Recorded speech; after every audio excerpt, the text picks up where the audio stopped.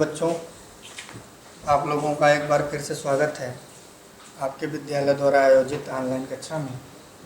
आज हम लोग कक्षा 11 में चैप्टर बी में विश्लेषण भाग 4 के अंतर्गत बीमाओं के अनुप्रयोग के बारे में पढ़ेंगे। तो बीमाओं का अनुप्रयोग हम लोग मुख्यतः 3 तरीके से करते हैं। पहला, एक मात्रक पद्धति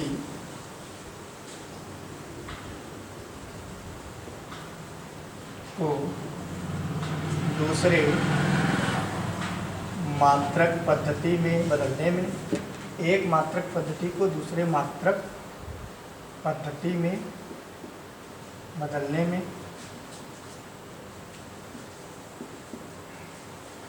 सेकेंड, किसी भी भौतिक समीकरण की सत्यता का जांच करने में।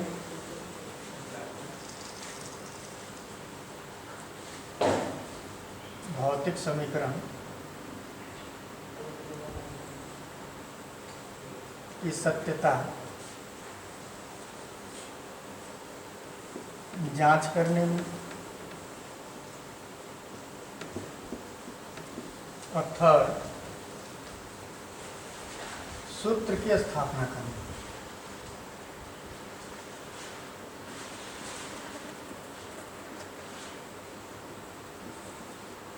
सूत्र की स्थापना करना। तो बीमाओं का अनुप्रयोग हम लोग मुख्यतः 3 तरीके से करते हैं। एक मात्रक पद्धति को दूसरे मात्रक पद्धति में बदलने में करते हैं। ये पहला टॉपिक, उसको हम लोग समझेंगे। सेकेंड, भौतिक समीकरण कोई दिया हो तो उसकी सत्यता जांच करने में कोई सत्य है कि समीकरण सही है कि नहीं है बीमीय दृष्टि से। और थर्ड, सूत्र की स्थापना करने में। तो बारी बारी से इनके विषय में हम लोग पढ़ेंगे। तो पहला टॉपिक पढ़ते हैं बच्चों, एक मात्रक पद्धति को दूसरे मात्रक पद्धति में कैसे बदला जाए, इसका उपयोग हम कैसे करते हैं उसको देखते हैं। एक मात्रक पद्धति को दूसरे मात्रक पद्धति में बदलने में कैसे इस्तेमाल करते हैं, थोड़ा सा एक बात समझते हैं हम लोग। जैसे मान लें कोई वस्तु है, उसका वजन, उसका द्रव्यमान, किसी वस्तु का द्रव्यमान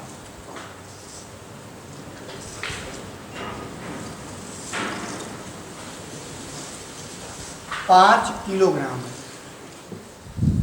कितना? 5 किलोग्राम। या इसे हम ऐसे लिख सकते हैं,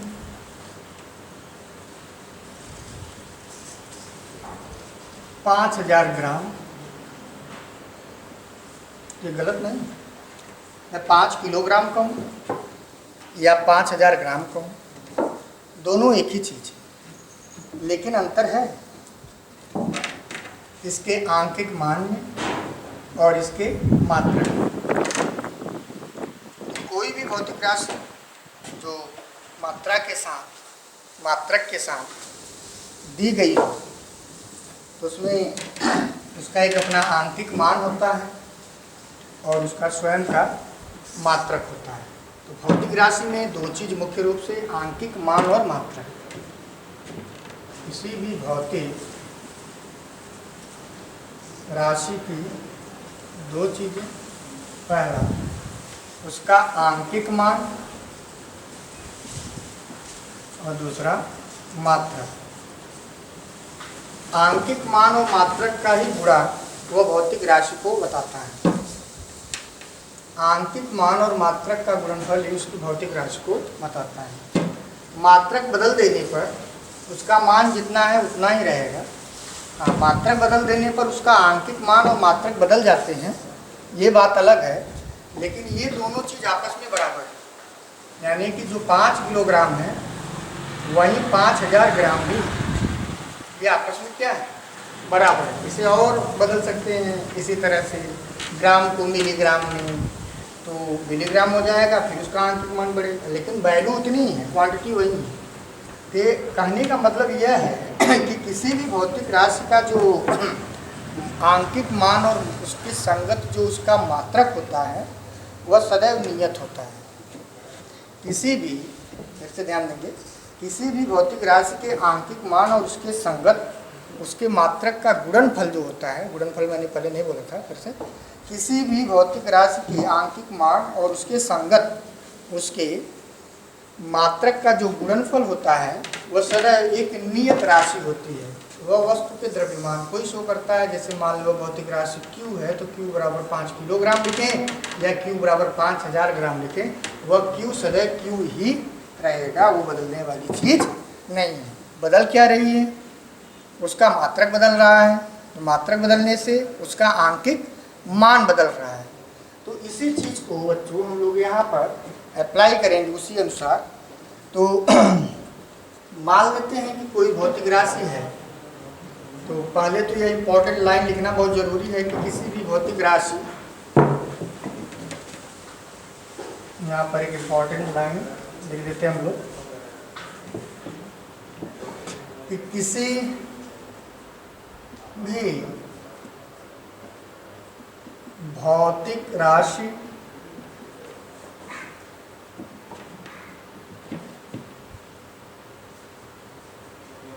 के आंकिक मान तथा उसके संगत मात्रक का गुणनफल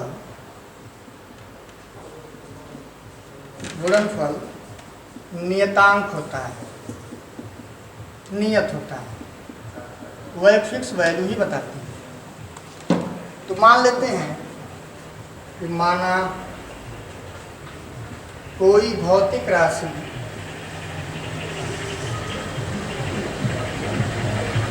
P है, कोई भौतिक राशि P है, और इस भौतिक राशि का पहले पद्धति में आंकिक मान N1, मात्रक U1, और दूसरे पद्धति में आंकिक मान N2 और मात्रक U2। माना कोई भौतिक राशि P है जिसका पहले मात्रक पद्धति में या पहले पद्धति में आंकिक मान N1, मात्रक U1 तथा दूसरे पद्धति में आंकिक मान N2 तथा मात्रक U2 है। तो जैसे भी हमने बताया कि जैसे 5 किलोग्राम है तो 5000 ग्राम लिखें, तो दोनों का गुणा करके लिख रहे थे। तो यहाँ पे भी वही चीज़ जैसे लिखेंगे, तब हम लिख सकते हैं कि वह आंकिक मान जो भौतिक राशि P है वह N1 U1 के बराबर है या फिर वह N2 U2 के बराबर है। उसको मान लेते हैं समीकरण 1। ये लाइन समझ में आनी चाहिए। आंकिक मान और मात्रक गुणनफल, केवल मात्रक और बदल जाने पे उसका आंकिक मान भी बदलता है, जो मैंने पहले ही एग्जाम्पल में आपको समझाया है। तो ये P बराबर N1 U1 बराबर N2 U2, ये लाइन आपको क्लियर हुआ। चलिए इतनी लाइन क्लियर हो गई। नोट करते रहेंगे साथ ही साथ, नोट्स समझ लीजिए, तो नोट्स मिल रहा है आपको।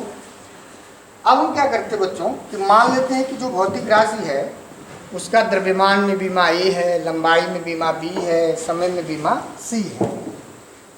कोई भौतिक राशि होगी तो उसका द्रव्यमान, लंबाई और समय में बीमा होगी।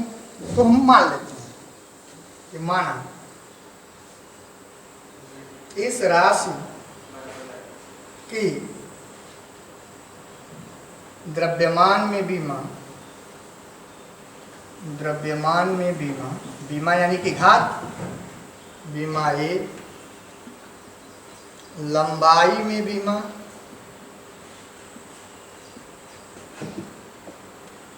B तथा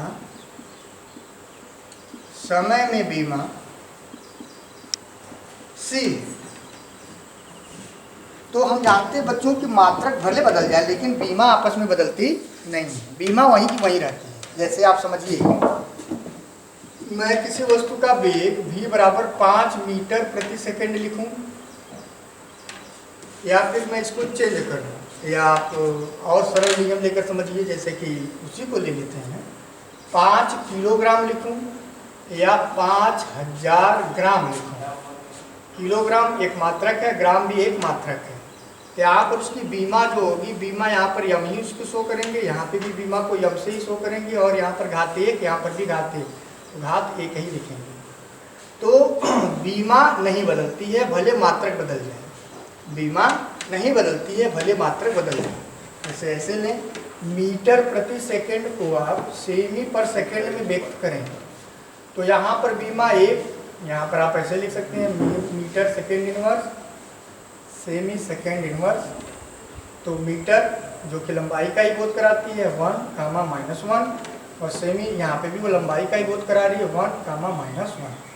तो मिला के मेरा कहने का मतलब ये है बच्चों कि बीमाएं नहीं बदलती हैं, मात्रक भले बदल जाए। बीमा यानी कि घात वही रहेगा, बस मात्रक बदले उससे फर्क नहीं पड़ता, लेकिन बीमा नहीं बदलेगी। तो हमने क्या किया कि माना राशि की द्रव्यमान में बीमा है, लंबाई में बीमा बी और समय में बीमा सी है। तो अलग अलग मात्रक पद्धति में उसका अपना आंकिक जो मूल मात्रक होंगे वो अलग अलग होंगे। मूल मात्रक का कब करें, मतलब जैसे यहाँ पहले पद्धति में हमने क्या माना कि वो किलोग्राम में, फिर दूसरे पद्धति में वह ग्राम में होगी। तो इसी तरह से यहाँ पर हम मान लेते हैं, माना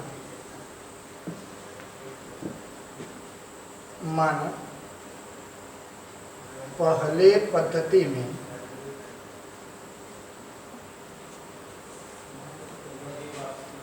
द्रव्यमान का मूल मात्रक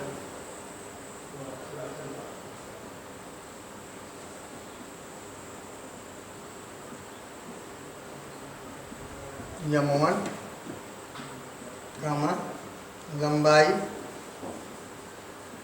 लंबाई का मूल मात्रक L1 तथा समय का मूल मात्रक T1। तब पहले पद्धति में बात हुई, पहले पद्धति में मात्रक हमने उसको U1 से व्यक्त किया है, तब U1 बराबर हम लिख सकते हैं कि M1, L1, T1 और बीमा उसकी A, B, C है ना। इसी प्रकार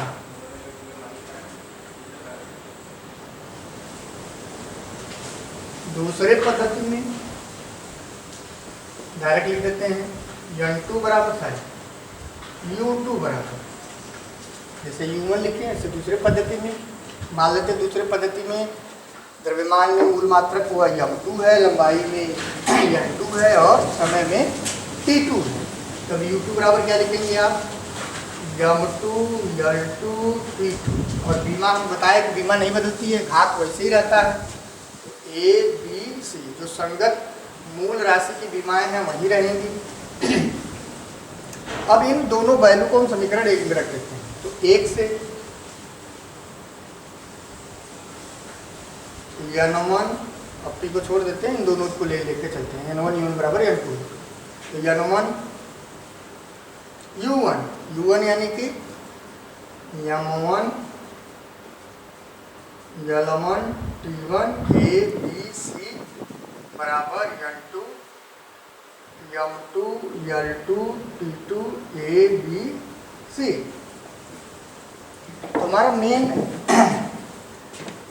मकसद ये है बच्चों कि N2 के वैल्यू को फाइंड करना है, N2 का वैल्यू निकालना है कि दूसरे पद्धति में उसका आंकिक मान कितना आया है। तो दूसरे पद्धति में उसका आंकिक मान क्या है, N2 है। तो N2 को हम लिख सकते हैं कि N2 बराबर N1, M1, L1, T1 A, B, C के बटे M2, L2, T2 A, B, C।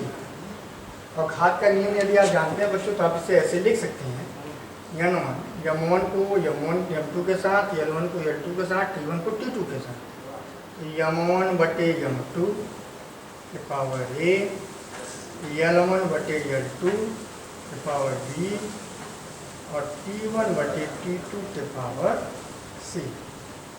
N2 बराबर यही फार्मूला हमें फाइंड करना था, इसी को ध्यान रखना था। एक पद्धति से दूसरे पद्धति में बदलने के लिए हम इसी फार्मूले का इस्तेमाल करेंगे और दूसरे पद्धति में उसका आंकिक मान कितना होगा इस फार्मूले से हम लोग ज्ञात करेंगे। तो आइए इसे एक एग्जाम्पल से भी क्लियर कर लेते हैं। आपसे नोट कर लें। क्लियर? आइए देखते हैं।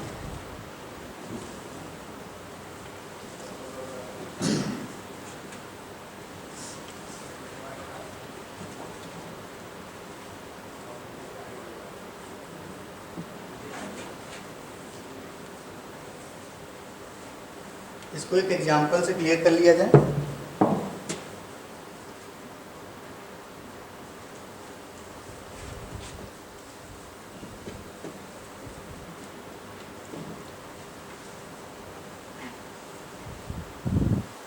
SI पद्धति में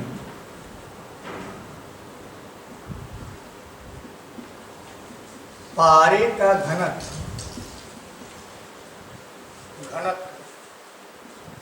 13.6 × 10⁻³ किलोग्राम प्रति मीटर क्यूब होता है।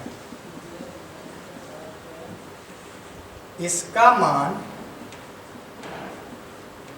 CGS पद्धति में ज्ञात कीजिए। तो ये चीज़ें हम पहले ही जानते हैं बच्चों की CGS पद्धति क्या है। मतलब किलोग्राम को ग्राम में व्यक्त करना है और मीटर को सेमी में व्यक्त करना है। इसका मीनिंग। तो सवाल लगाने के लिए हम क्या करते हैं, यहाँ गिवन वैल्यू लिख देते हैं कि क्या है। तो हमें क्वेश्चन में यह देखना होता है वो कौन सी राशि है। तो राशि क्या है, वो घनत्व। क्या है? घनत्व। तरीका देखें तो घनत्व का बीमी सूत्र, घनत्व को हम लिखते हैं प्राय D से, और D का बीमी सूत्र या L⁻³ होता है। इसको हम ले लेते हैं या ऐसे करके MLT n⁻⁴ L⁻³ सबसे पहला काम आप उस राशि को देखेंगे और उसका बीमी सूत्र देखेंगे। और यहाँ पर जो वही पावर्स हैं m l के पावर वही ABC को व्यक्त करता है। यानी कि देखिए फार्मूले में वहाँ ABC है ना, ABC चाहिए आपको।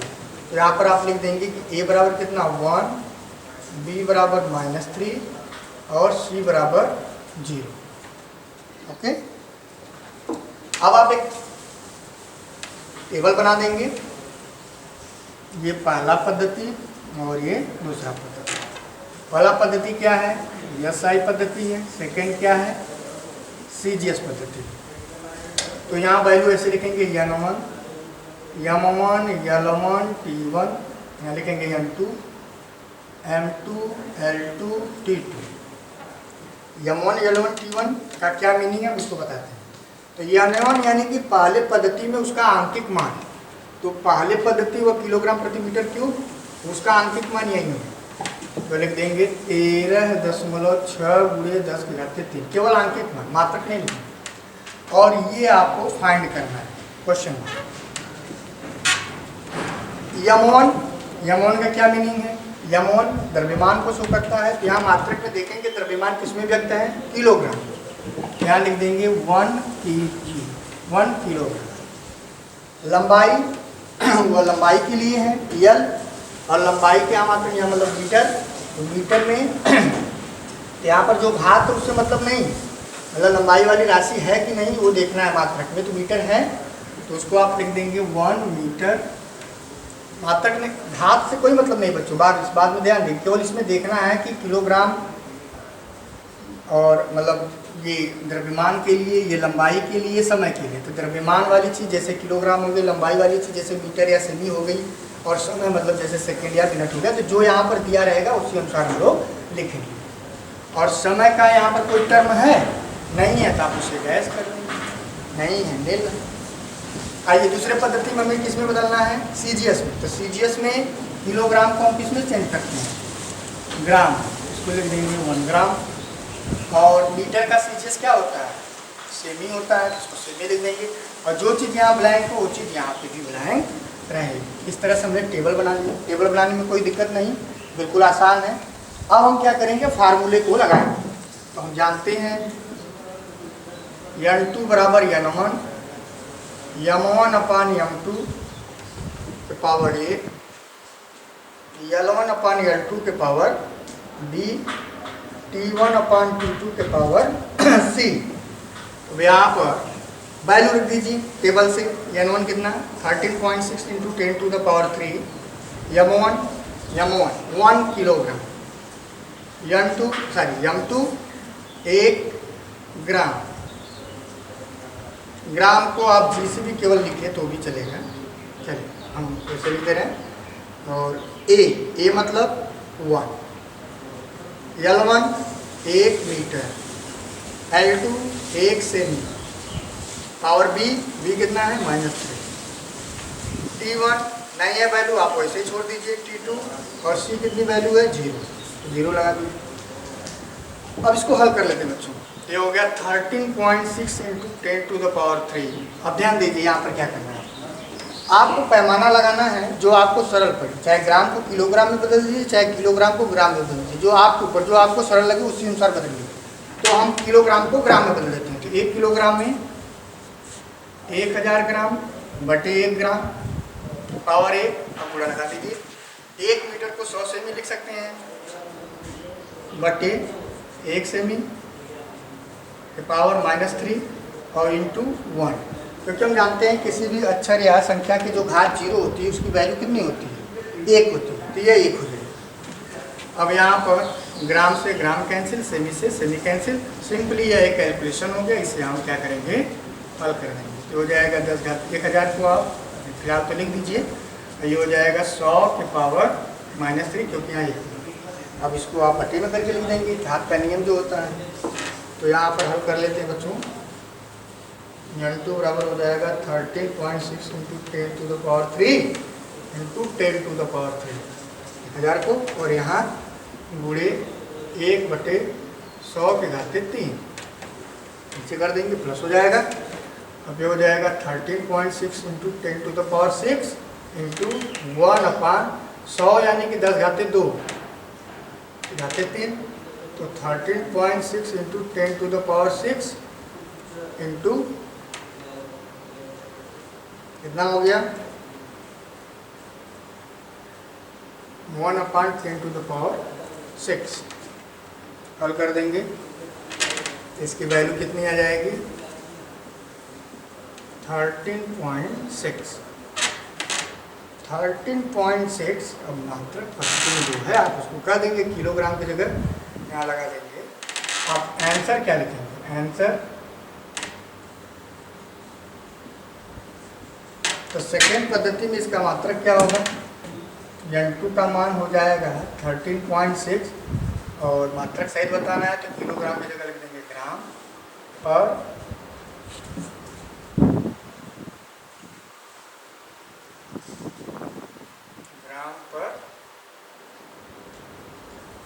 सेमी क्यूब, ये आपका आंसर। तो इस तरह से बच्चों हम इस टेबल को बना के इस फार्मूले का इस्तेमाल करते हैं। आप इसको करिएगा, मैं इसमें आपको एक होमवर्क दे रहा हूँ, आप इसे घर से करें, नोट कर लेंगे इसे।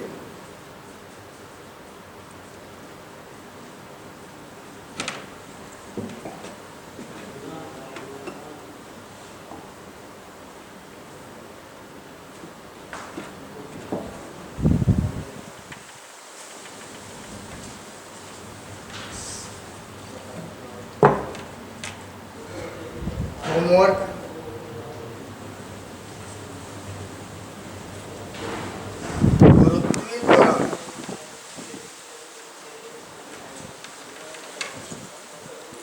जी का मान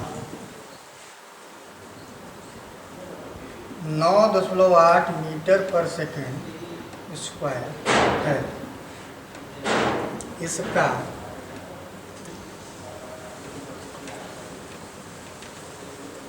किलोमीटर प्रति मिनट स्क्वायर, यहाँ पर ध्यान देंगे, किलोमीटर प्रति मिनट स्क्वायर में इसका मान बताइए।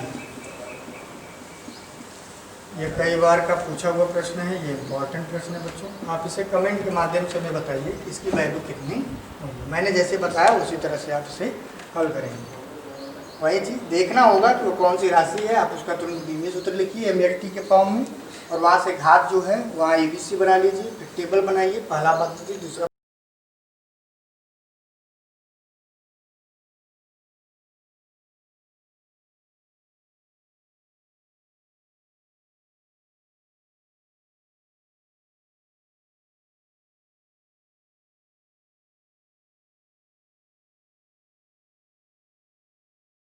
पद्धति, और वहाँ से N1 M1 L1 T1 N2 M2 L2 T2 value लिख के फिर फार्मूला लगा के करना है।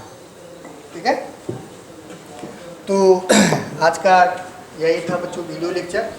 अगले वाले टॉपिक में हम लोग किसी भी भौतिक समीकरण की सत्यता की जांच के बारे में पढ़ेंगे, और फिर उसके आगे सूत्र की स्थापना के बारे में क्रमशः इस तीनों टॉपिक को हम लोग डिस्कस करेंगे, जिसमें पहला टॉपिक हम लोगों का क्लियर हो गया। तो आई होप कि आपको ये समझ में आया होगा। अगर ज़रूर कहीं परेशानी या दिक्कत हो तो आप ज़रूर बताएं। कभी कभी होता है बच्चों की कैलकुलेशन में मिस्टेक हो जाती है, तो उसको आप ज़रूर ध्यान देंगे या बताएंगे हमें। कभी कभी मिस्टेक हो जाती है, लेकिन हम चाहेंगे कि अगर कोई ऐसी गलती हो तो आप तुरंत उस पर कमेंट करें और हमें बताएं। मिलते हैं अगले वीडियो लेक्चर में, तब तक आप एंजॉय करिए।